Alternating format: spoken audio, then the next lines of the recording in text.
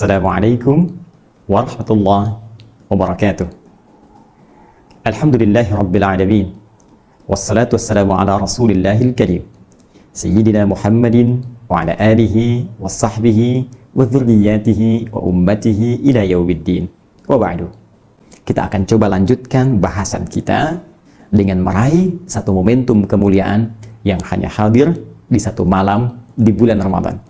Untuk itulah saat ini kita akan mencoba mengkaji, membahas, menganalisis dan memburu waktu malam mulia ini, yaitu malam Al-Qadar. Baik teman-teman sekalian, sebelumnya saya ingin mencoba mengingatkan di pertemuan yang lalu dengan merangkum secara singkat dan padat bahwa nuzul Al-Quran, turunnya Al-Quran menjadi penting untuk kita ulas karena terkait dengan dua sisi utama. Satu, terkait dengan keistimewaan Al-Quran yang langsung diisyaratkan, bahkan disebutkan spesifik oleh Allah Subhanahu wa Ta'ala dalam firman-Nya di Quran surah kedua Al-Baqarah ayat 185 itu dengan kalimat hudan syahrul ramadhan alladzi unzila fihil Quran. Dan telah tuntas saya uraikan bahkan dalam dua pertemuan yang lalu, hudan tiada lain berfungsi sebagai pedoman hidup yang tidak hanya cukup untuk dibaca, sekalipun itu berpahala, tapi lebih akan bernilai jika isinya dikeluarkan oleh kita menjadi titian dan pedoman kehidupan sesuai aktivitas yang telah kita rencanakan. Sekali lagi, dari Al-Fatihah sampai dengan An-Nas, turunkan dari semua ayat-ayat yang terletak di surah-surah mulia itu sesuai dengan aktivitas yang akan kita titi, turunkan petunjuknya, ikuti arahannya, dan kita akan rasakan perbedaan dan raihan kesuksesannya. Pun demikian, keistimewaan Al-Quran memiliki korelasi yang sangat erat dengan malam Al-Qadar yang penuh dengan rahasia. Ada banyak rahasia yang terkait dengan malam Al-Qadar, yang diantara rahasia terbesarnya adalah terkait dengan alur kehidupan kita, masiratul hayah, yang telah ditetapkan oleh Allah Subhanahu wa Ta'ala dengan pengetahuan Allah yang sangat sempurna, baik sebelum itu dialami, sedang dilalui, ataupun akan kemudian kita dapati. Allah mengetahui dan telah tuntas saya uraikan di pertemuan yang ke-18 edisi kemarin. Baik, dan kita pula telah temukan korelasi antara keistimewaan Al-Quran dengan rahasia Al-Qadar ini, bahwa dalam rangka meniti alur kehidupan kita, mustahil kita berjalan melalui hidup tanpa petunjuk. Bahkan dalam hal yang simpel saja, untuk sekedar kita pergi ke tempat tujuan. Saya dari Bekasi ingin ke Semarang, tidak punya petunjuk arahnya, akan sulit sampai ke tujuan, bahkan mungkin boleh jadi diduga akan tersesat di perjalanan. Entah itu bisa mampir ke satu tempat atau tergoda oleh suara-suara yang datang. Ada suara tukang es krim, ada suara tukang somai, ada suara tukang nasi goreng. Ya, mungkin saja membuat perjalanan kita terlambat dan sulit sampai ke tujuan. Baik teman-teman sekalian, untuk itu kehidupan yang lebih kompleks, baik sebagai pribadi, sebagai suami, sebagai istri, ayah, ibu, ya, keluarga besar, karyawan, dan seterusnya, kita memiliki tuntutan untuk menjalani kehidupan itu dengan penuh kemudahan. Karena itulah kita butuh pedoman, dan disinilah korelasinya lahir antara Al-Qadar dengan Al-Quran. Qadar kita telah diatur, dan hudan petunjuk Al-Quran menjadi cara terbaik untuk menjadi acuan dalam menjalani alur kehidupan ini. Rumus ini, bila kita ingin turunkan dalam konteks pemberian, hudan ini sifatnya pedomannya, pemberiannya, kata kerjanya disebut dengan hada. Ya, hada, sering kita katakan hadanallahu wa iyyakum. Semoga Allah memberikan hudan kepada kita dan Anda semua. Hada. Sedangkan qadar, kalau kita ingin jadikan dalam bentuk kata kerja bersifat pemberian, memberikan alur kehidupan untuk kita lalui dan memberikan peran kepada kita untuk berikhtiar dari sebagian alur hidup yang kita akan lalui, maka bahasa Arabnya kita katakan qaddara, yuqaddiru, qaddar. Antara qaddara dan hada, relasi ini dipertemukan langsung oleh Al-Quran dalam firman Allah di Quran surah Al-A'la, surah ke-87 itu, ya, di ayat yang ketiga, ketika Allah berfirman, "Walladzi qaddara fahada." Walladzi qaddara, dialah Allah yang telah menetapkan alur kehidupan kita dan mengetahui jalannya. Fahada, namun tidak membiarkan kita tersesat menjalaninya, namun memberikan pedoman kehidupan untuk mudah kita menjalani alur kehidupan yang kita tuti, yaitu lewat Al-Qur'anul Karim. Nah, ada yang lebih menarik dari sini untuk kita kaji dalam pertemuan edisi ke-19 ini, yaitu turunan dari keistimewaan Al-Qadar yang tidak hanya mengandung rahasia yang telah kita uraikan korelasinya dengan Al-Quran di pertemuan yang lalu. Bila kita ingin mencoba turunkan beberapa keistimewaan malam Al-Qadar sehingga menjadi seperti yang kita lihat, ternyata tidak hanya ada korelasi dengan Al-Quran yang sangat indah menjadi pedoman dari inti kehidupan, tapi juga melahirkan keistimewaan yang hanya ditemukan di satu malam ini. Jadi kalau Anda cari di malam-malam lain selain Ramadan, teman-teman sekalian, maka kita tidak akan pernah mendapatinya dan mustahil akan menemukannya. Nah, karena itu, mari kita lihat di antara keistimewaannya, Allah menjanjikan pahala yang sangat melimpah. Bahkan dalam konteks ini, langsung diturunkan satu surah, di surah 97 itu, yang kemarin kita tuntaskan. Di ayat, teman-teman sekalian, yang keduanya, ketika Allah katakan, ayat pertama, Inna anzalnahu fi lailatul qadar. Wa ma adraka ma lailatul qadar. Di ayat keduanya Allah mengajak kita untuk mencari pengetahuan, menantang kita. Tahukah engkau apa keistimewaan malam Al-Qadar itu? Maka diteruskan ayat selanjutnya, Lailatul Qadri khairum min alfi syahr. Masya Allah, di malam Al-Qadar itu Allah berikan limpahan pahala yang luar biasa, lebih daripada 1000 bulan. Kemarin saya tuntaskan setidaknya senilai dengan kurang lebih 83 tahun. Baca Al-Quran senilai 83 tahun. Ya, sholat senilai 83 tahun. Setidaknya demikian. Demikian pula kita dapati peluang dosa diampuni.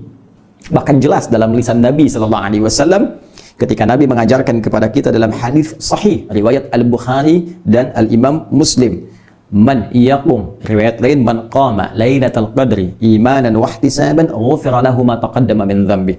Siapa yang bisa bangkit mendapati malam Al-Qadar, menunaikan ibadah, salat di dalamnya, maka ia jika menunaikannya dengan penuh keikhlasan dan kekuatan iman, berpeluang diampuni semua dosa-dosa yang pernah ia kerjakan sejak mulai balik sampai detik dia beribadah itu.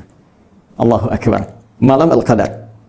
Demikian pula ada peluang doa-doa dikabulkan karena malaikat itu begitu mereka berlomba untuk turun ke bumi, sampai-sampai malaikat Jibril alaihissalam Ruhul Amin ikut turun. Ya, bukankah jelas kalimat yang disampaikan dalam firman Allah Subhanahu wa taala, tanazzalul malaikatu warruhu fiha. Malaikat-malaikat turun banyak sampai Ruhul Amin malaikat Jibril pun turun. Dan penyertaan malaikat saat turun terhadap orang-orang yang tengah ibadah menghidupkan malam itu, salah satu konsekuensinya banyak narasi dalam hadis menyebutkan adalah mengaminkan doa-doa yang dimohonkan. Bukankah ketika orang sholat, ya, yang sebelumnya Nabi menyampaikan hadis tentang orang sholat di malam Al-Qadar, bukankah ada redaksi hadis Nabi SAW ketika seseorang kemudian membaca Al-Fatihah kemudian amin, man wafaqa ta'minuhu ta'minal malaika ghufira lahu ma taqaddama min dhanbi. Siapa yang aminnya bersamaan dengan aminnya malaikat, artinya apa? Ketika seseorang mengucapkan amin, malaikat mengatakan amin. Bukankah Al-Fatihah bagian dari doa? Ya kan? Di hadis yang lain ketika Nabi menyampaikan tentang keutamaan Al-Fatihah sampai berkata dalam hadis qudsi, ya qala Allahu jalla wa ala, ya qasamtu shalat baini wa baina abdi, saya bagi salat itu dua bagian antara hak aku dan hak hambaku, kewajibanku dan kewajiban hambaku, wali abdi ma sa'al. Kalau hambaku benar dalam menunaikan inti salatnya ini, ya apapun yang ia minta aku kabulkan. Apa redaksi selanjutnya? Idza qala al-'abdu alhamdulillahi rabbil alamin. Sampai ke iyyaka na'budu wa iyyaka nasta'in. Jika hambaku mengucapkan alhamdulillahi rabbil alamin, dijawab oleh Allah, hamadani 'abdi. Mengucapkan ar-rahmanir rahim, dijawab oleh Allah, athna 'alayya 'abdi. Mengucapkan maliki yaumiddin, dijawab oleh Allah, majjadani 'abdi. Ketika mengucapkan iyyaka na'budu wa iyyaka nasta'in, apa jawab Allah? Hadza baini wa baina 'abdi wa li 'abdi ma sa'al. Ini perjanjian antara aku dan hambaku. Kalau hambaku benar sampai bacaan ini salatnya, apapun yang dia minta aku akan kabulkan. Saat dia mengucapkan amin, malaikat amin, bonus dapat. Ya, Anda berdoa, samping malaikat, Anda berdoa, kata malaikat amin, amin, amin, amin. Peluang banyak bisa diraih dan kesempatan ini tidak akan terulang. Hadir ketentraman, jelas, nasnya langsung dari Al-Quran, di penutup surah Al-Qadar. Salam. Ya, Salamun hiya matla'il fajr. Salam. Malam itu penuh dengan ketentraman, penuh dengan kedamaian. Karena itu otomatis ketika seseorang mendapatkan ketentraman itu, mendapatkan ketenangan itu, maka orang yang meraih malam Al-Qadar akan berdampak pada keadaan hatinya yang lapang dan perilakunya yang lebih tentram. Akan terlihat nanti, esoknya tenang, nyaman, lebih tentram, ya, lebih nyaman, tindakan-tindakannya ada perubahan. Masya Allah. Dan di antara yang terakhir, lahir kemuliaan yang diberikan oleh Allah Subhanahu wa Ta'ala, seperti diisyaratkan di Quran surah ke-44 itu. Ya, Quran surah ke-44 Ad-Dukhan. Ya, di ayat yang ketiga, mushaf standar di halaman 496, baris yang pertama. Inna anzalnahu fi lailatin mubarakah.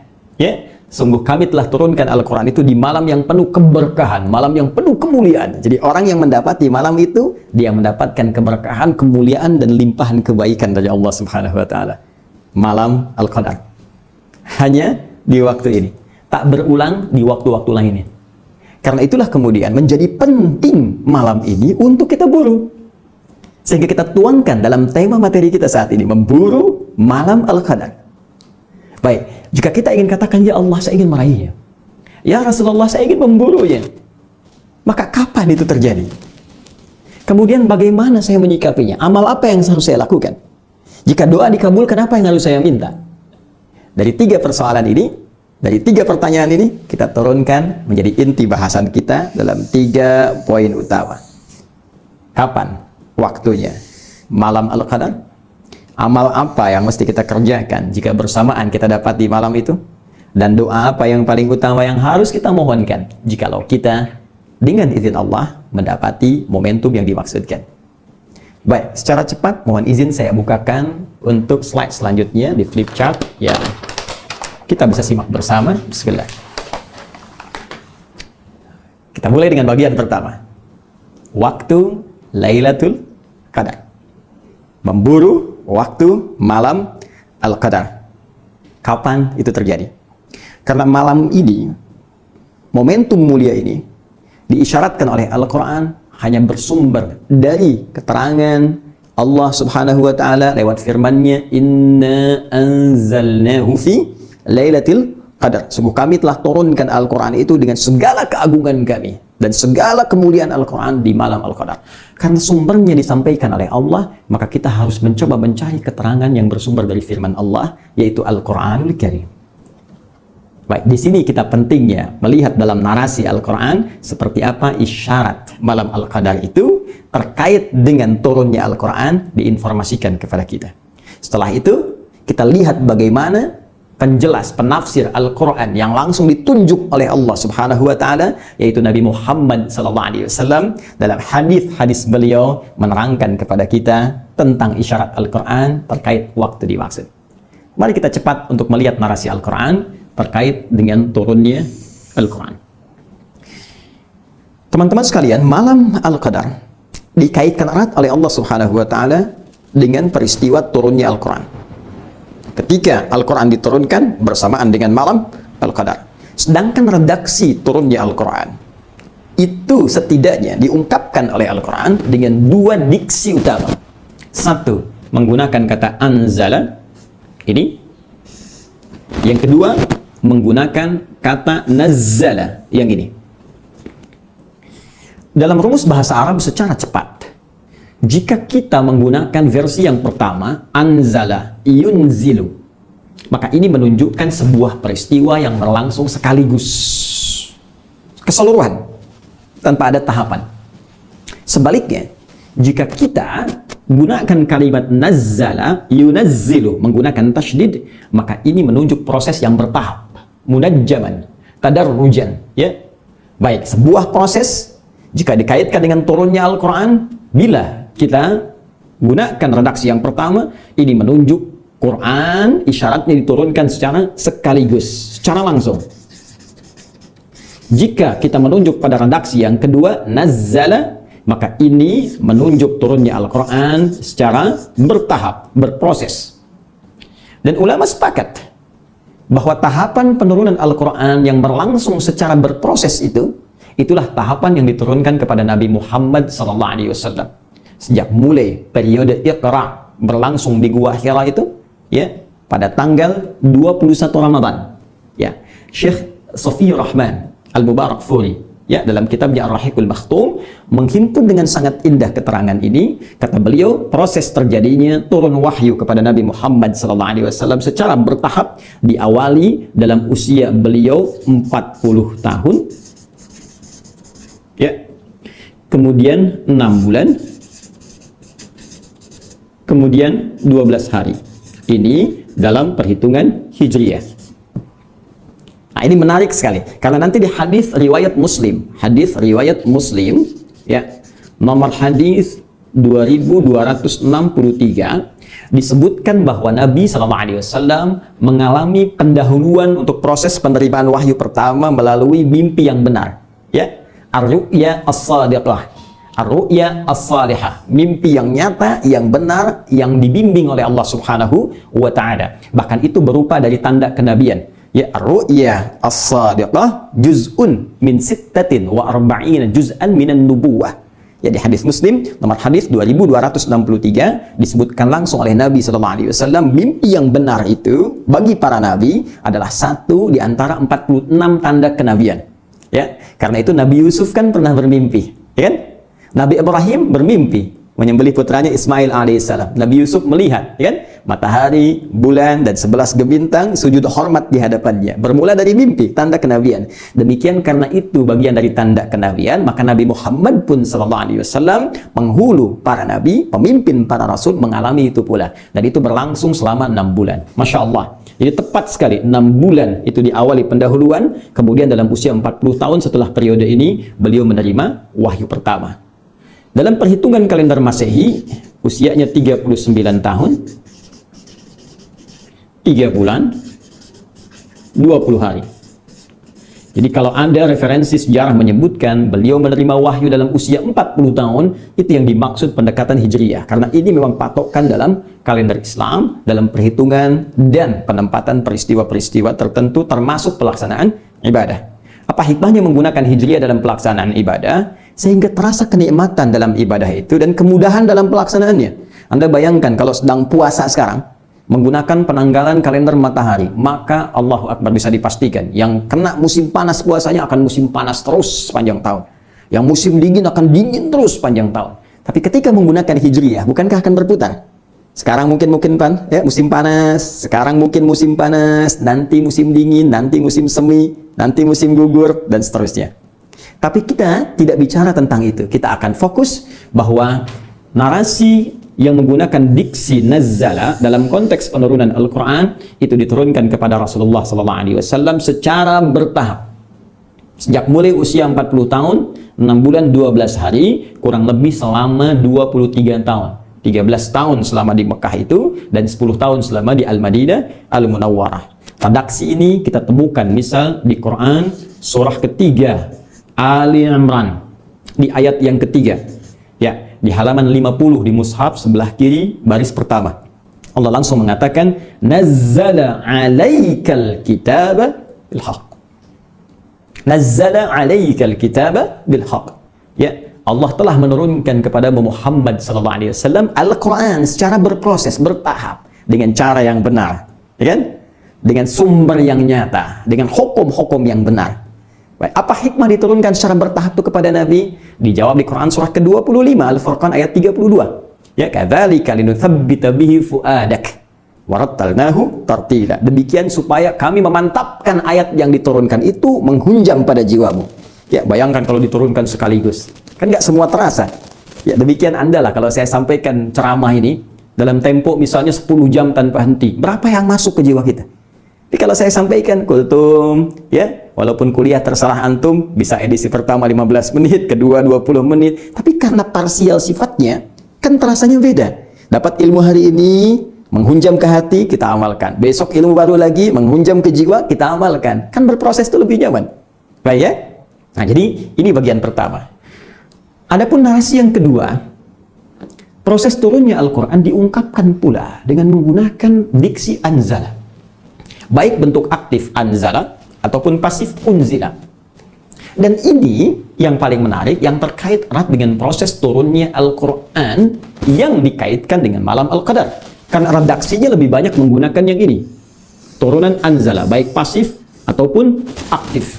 Kita ambil contoh misalnya di Al-Baqarah, ayat bahkan tentang rangkaian puasa. Ya, surah kedua ayat 185 yang sering kita bacakan di setiap edisi Aku Suka. Syahrul Ramadan alladzi unzila, bukan nuzila tapi unzila fihil Quran. Di bulan Ramadan yang diwajibkan kita puasa itu, itulah saat Al-Quran diturunkan. Baik, terkait dengan Al-Qadarnya, di surah ke-97 menggunakan anzala juga, dikaitkan dengan Al-Quran. Inna anzalna, anzala plus na menunjuk keagungan, ta'zimun nafsi. Ingat, bukan dalam konteks kami menunjuk Allah banyak. Awas, jangan salah di sini. Keliru bisa fatal. Ya, belajar dulu gramatikal bahasa Arab, baru kita mengerti. Jangan satu bahasa ditafsirkan lewat aturan bahasa lain. Nggak bisa kita memahami bahasa Arab, runtutan dengan gramatikalnya dipahami dengan bahasa Indonesia. Itu mustahil. Mesti masuk ke dalamnya, baru mengerti isinya. Baik. Nah, di sini ta'zimun nafsi. Sering saya katakan, bahkan di edisi yang lalu, menunjuk pada keagungan Allah. Ta'zimus sya'ni, keagungan kemuliaan peristiwa yang akan disampaikan, informasi yang akan diutarakan, seakan Allah ingin menyampaikan bahwa demi keagunganku dan kedahsyatan informasi yang akan aku sampaikan, sungguh telah kami turunkan Al-Quran itu. Inna anzalna hu-nya kembali kepada Al-Quran. Ya, dhamir kata gantinya ke Al-Quran. Kami turunkan Al-Quran itu fi lailatul qadar. Nah, ini redaksi ini yang banyak digunakan terkait erat dengan turunnya Al-Quran dan korelasinya dengan malam Al-Qadar. Kita temukan juga di surah Ad-Dukhan tadi, ya, surah ke-44 di ayat ketiga juga.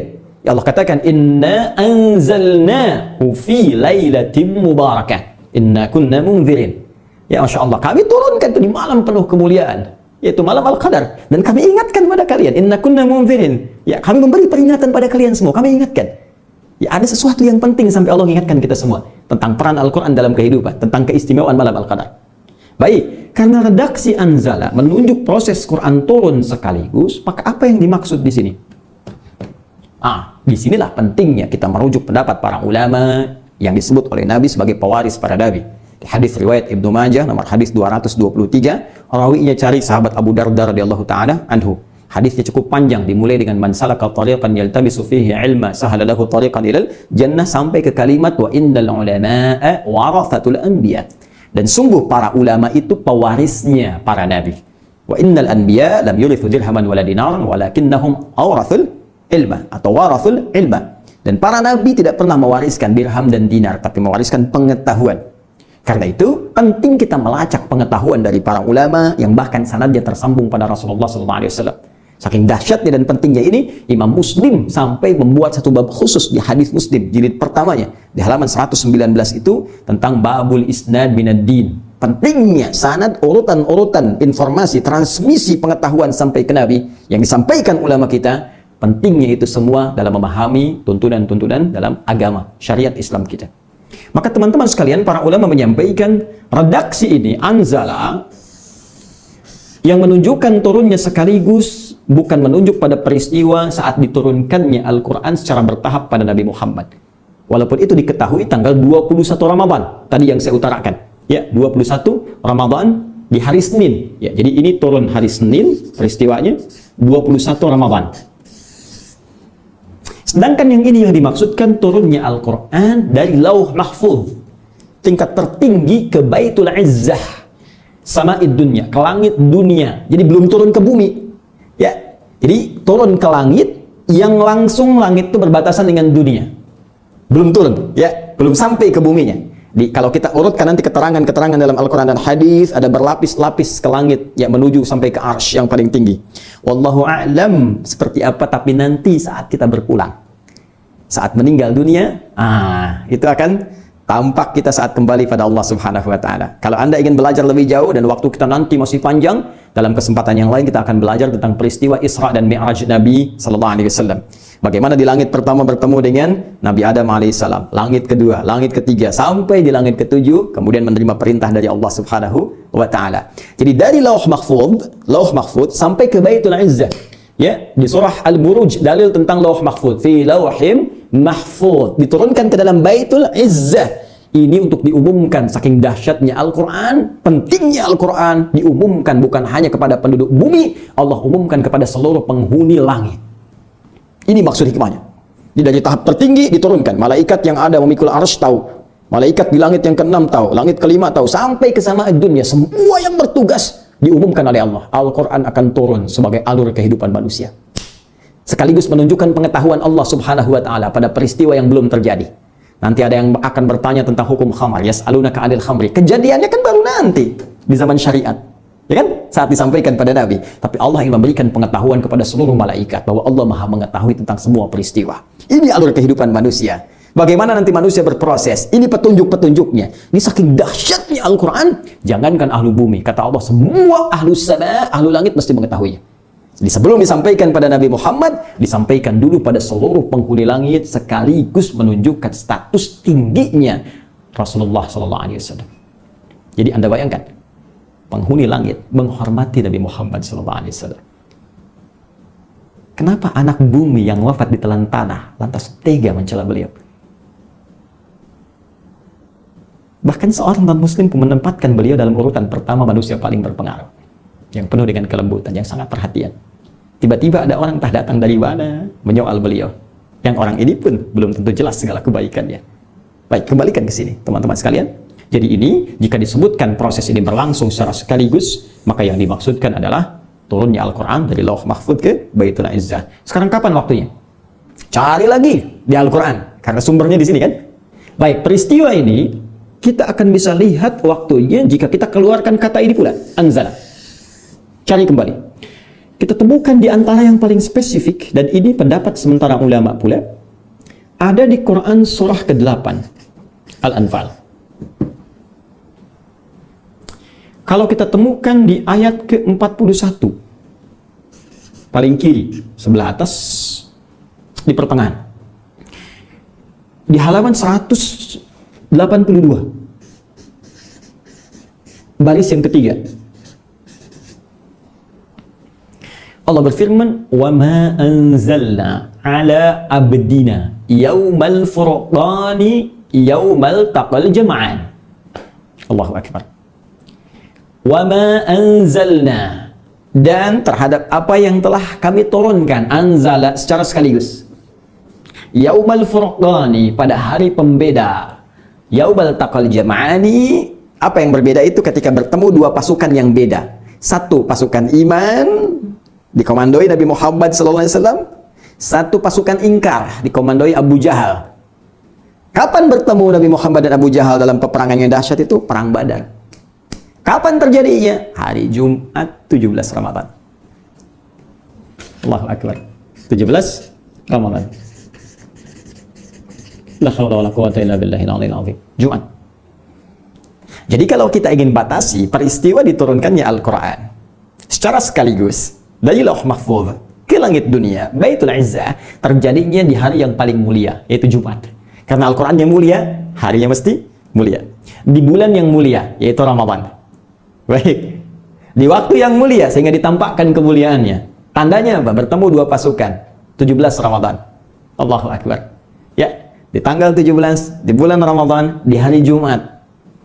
Dan kalau saya lompat sedikit, berbahagianya kita Indonesia, kita merdeka pun di hari Jumat, di bulan Ramadan. Karena itu kita katakan di undang-undang kita tertuliskan jelas, atas berkat rahmat Allah yang Maha Kuasa, dan dengan didorongkan oleh keinginan luhur. Ya. Jadi keinginan luhur itu diletakkan terakhir.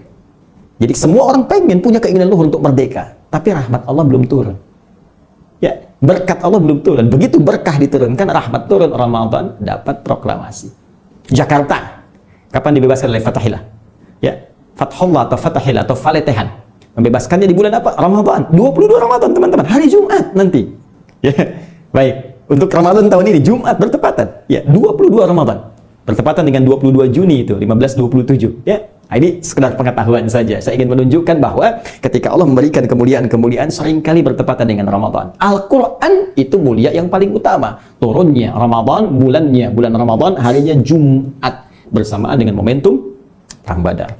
Nah, tapi apakah kita bisa simpulkan bahwa Lailatul Qadar terjadi di tanggal 17? Ya. Apakah kita bisa simpulkan setiap Ramadan tanggal 17 akan tiba 17? Maka cari di malam yang ke-17.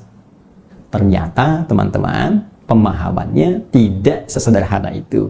Karena setiap kita akan pahami Al-Quran, kita harus merujuk pada penafsir terbaik yang langsung ditunjuk oleh Allah. Lebih otoritatif. Kita siapa?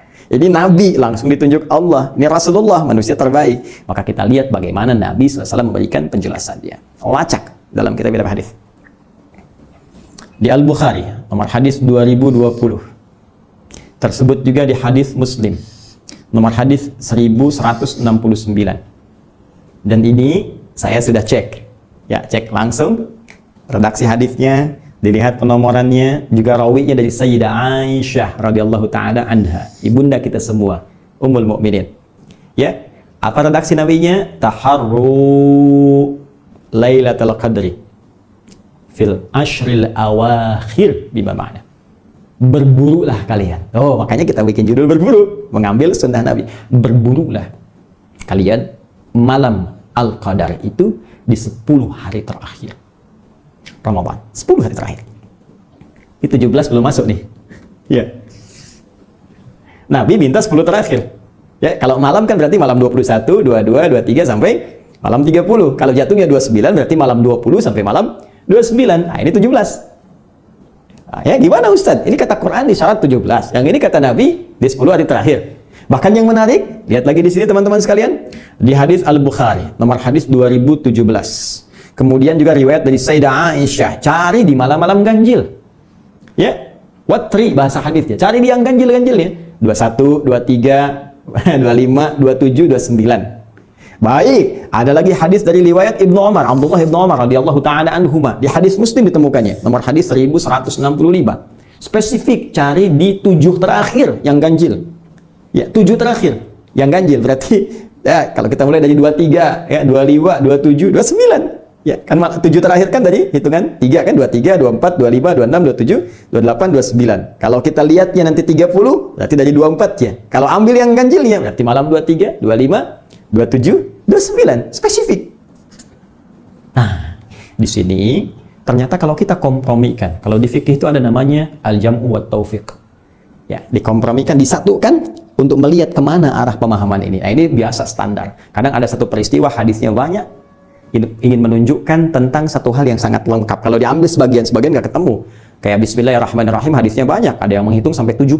Ternyata ketika dikumpulkan, ada yang sir, ada yang jahar, ada yang nggak dibaca sama sekali. Ada rakaat pertama dibaca jahar, selanjutnya tidak. Jadi tahu kita cara baca Bismillah ada 4 cara.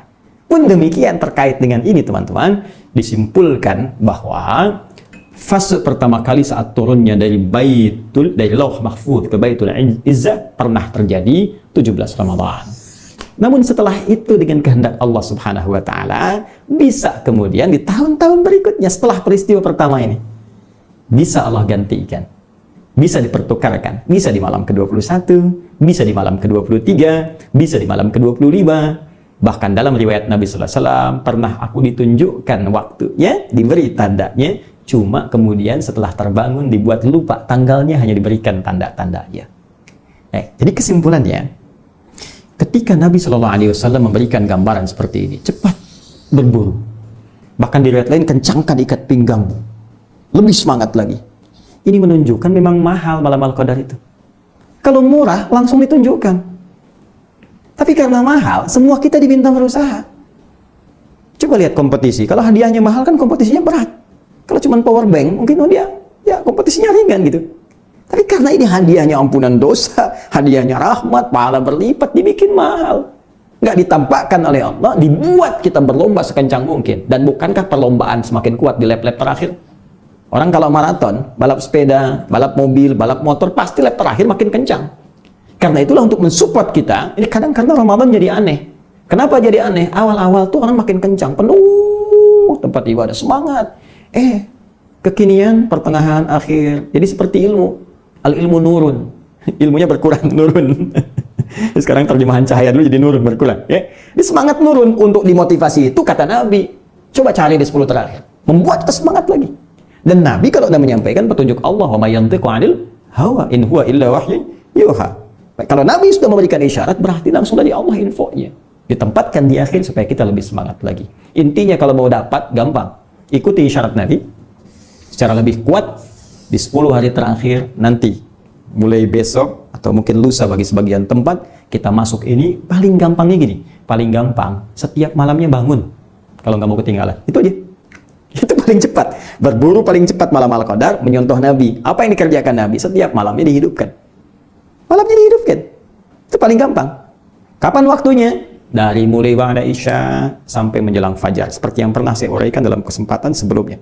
Ya, salamun kuncinya, clue-nya lihat. Iya, malam Al-Qadar itu hatta matla'il fajar, terbentang dari malam sampai menjelang fajar. Maka usahakan walaupun mungkin sekejap saja, 15 menit, 30 menit, demi Allah, demi perjuangan hidup kita. Sayang, cuma sekali. Belum tentu ketemu lagi. Bangun. Walaupun cuma 15 menit, pasang alarm. Silahkan. Ada yang jam 2, ada yang jam 3, ada yang mulai dari ba'da isya, setelah tarawih. Siangnya dia istirahat, malamnya dia buru itu, supaya bisa fresh bangun.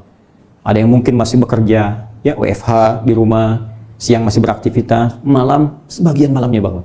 Kalau nggak bisa diambil semua, jangan tinggalkan keseluruhannya. Ambil sebagian malamnya, itu nasihat saya. Nah, jika kita sudah dapatkan itu semua, apa yang harus kita lakukan? Amalan apa yang bisa dikerjakan? Dan doa apa yang bisa kita panjatkan? Serta di antara yang paling utama, keistimewaan apa yang bisa kita raih saat kita mendapatkan itu semua? Dan ternyata itu semua langsung dibimbing oleh lisan Nabi yang mulia kepada istri tercintanya Sayyidah Aisyah radhiyallahu taala anha. Apa bacaannya? Seperti apa amalannya?